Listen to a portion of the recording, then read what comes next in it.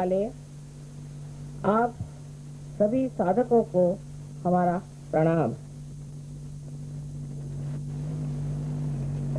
मैंने कल आपसे चक्रों के बारे में संक्षिप्त में बताया था। ये सारा ज्ञान मूल का है। जो कुछ हम साइंस से ज्ञान प्राप्त करते हैं वो जैसे पेड़ का बाहरी ज्ञान होता है, इस प्रकार है, और ये ज्ञान उस पेड़ के मूल का है। विदेशों में जो कुछ भी खोजबीन हुई है वो सब बाहर बाह्य में हुई और वो इस प्रकार बढ़ गई कि आज वहाँ पर यह आशंका हो रही है कि ये पूरा सिविलाइजेशन कहीं खत्म न हो जाए। कारण उन्होंने अपने स्रोत को नहीं ढूंढा, अपने मूल को नहीं ढूंढा। ये मूल हमारे भारतवर्ष में है। इस मूल को अनादिकाल से अनेक दृष्टा, अनेक संत, अनेक सद्गुरु और अवतरणों ने वर्णित किया हुआ है। और हर एक धर्म में इसके बारे में चर्चा हुई है कि हमें विनाशी चीजों को छोड़ करके अविनाशी ऐसे अनंत को ढूंढना चाहिए। ये हमारे भारतीयता का मुख्य मूल मंत्र है कि जो कुछ भी संसार में अविनाशी चीजें हैं वो लगती हैं, प्रतीत होती हैं, लेकिन वो है विनाशी। और अविनाशी अभी तक ज्ञात नहीं, तो उसकी खोज करनी चाहिए। चक्रों के बारे में मैंने आपको कल बताया। आज मैंने कहा था 3 नाड़ी और आत्मा के बारे में मैं कोशिश करूंगी कि इस लेक्चर में बता दूं। लेकिन ये सब कुछ बतलाने से ही आपकी कुंडलिनी का जागरण होगा, इसकी कोई हामी नहीं। इसलिए मैं जो भी बोल रही हूँ उसको सुनने मात्र का आप कष्ट करें। उससे अपने को न्याय, अपना न्याय या अपने को भला बुरा कहने की बात नहीं।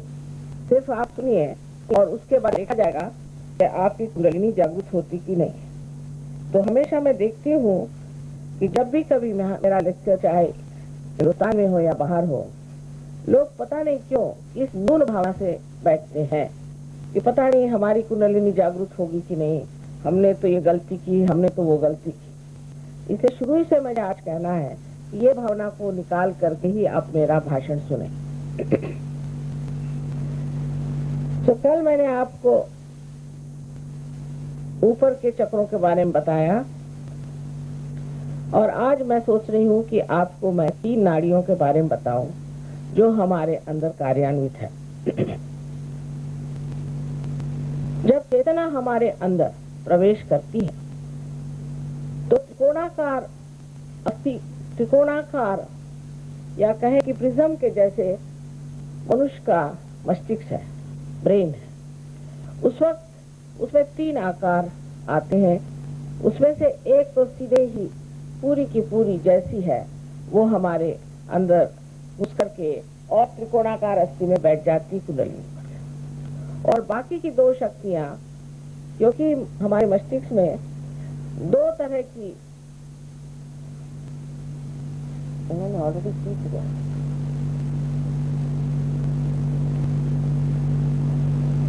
इसलिए हम फोटो को मना करते हैं, माफ करिए, क्योंकि हमारे फोटो लोग खींच करके और बहुत महंगे बेचते हैं।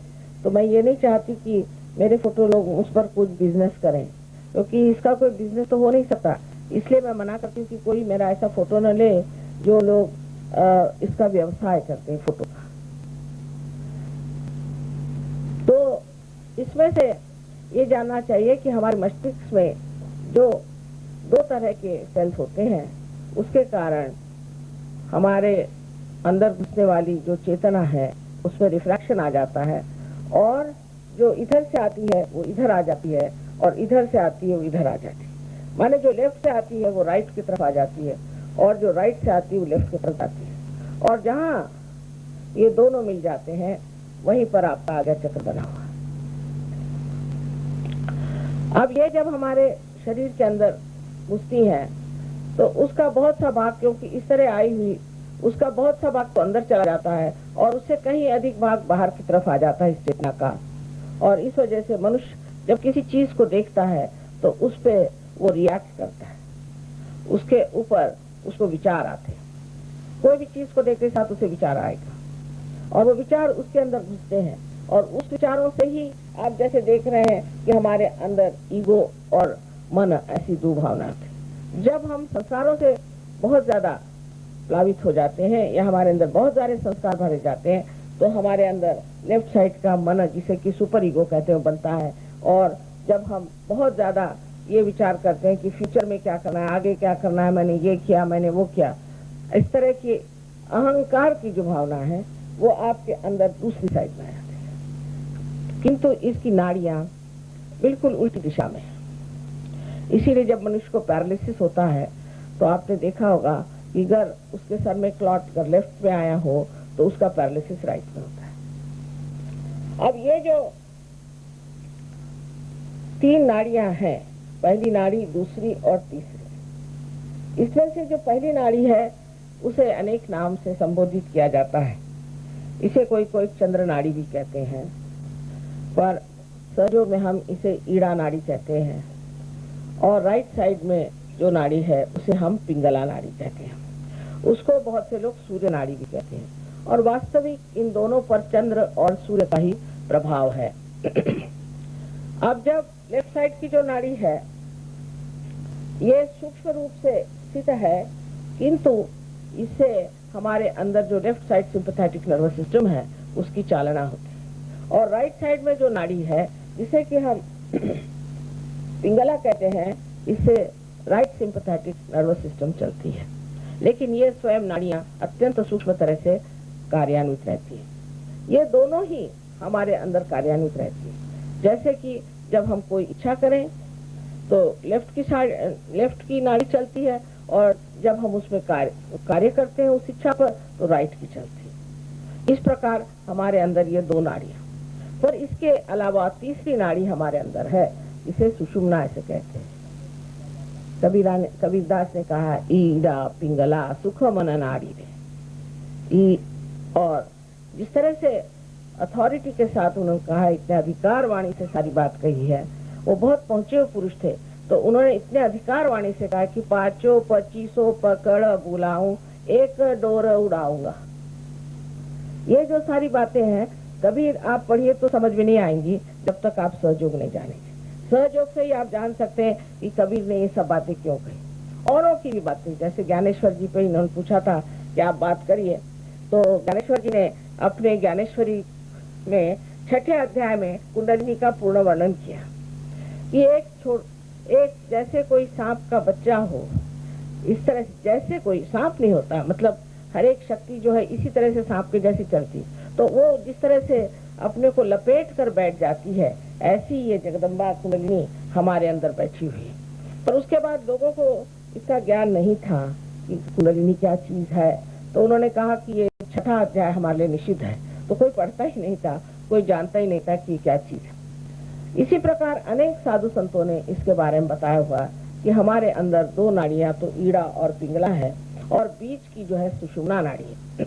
ये सुषुम्ना नाड़ी जो है ये हमारे अंदर पैरासिम्पैथेटिक नर्वस सिस्टम को चलाती है। जैसे मैंने कल बताया था आपसे कि जिस वक्त आप दौड़ते हैं तो आप अपने हृदय की गति बढ़ा सकते हैं, आप कर सकते हैं, लेकिन जब आप बैठ जाते हैं तो हृदय की गति जो बिल्कुल नॉर्मल स्थिति में आती है वो पैरासिम्पैथेटिक नर्वस सिस्टम से आती है। अब इस पैरासिम्पैथेटिक नर्वस सिस्टम का जो आवरण है, इस तरह से मैंने कल आपको दिखाया था लेफ्ट और राइट से, तो ये एक दोनों का मिलाप होने से ही जो बीच में चक्र बनते हैं उसके अंदर पैरासिम्पैथेटिक नर्वस सिस्टम है। तो चक्र जो है ये ऊर्जा के केंद्र है, शक्ति के केंद्र है, पर हर एक शक्ति के केंद्र का अलग अलग तरीका है, अलग अलग काम है और वो अलग अलग तरह से कार्यान्वित होते भी हैं। अब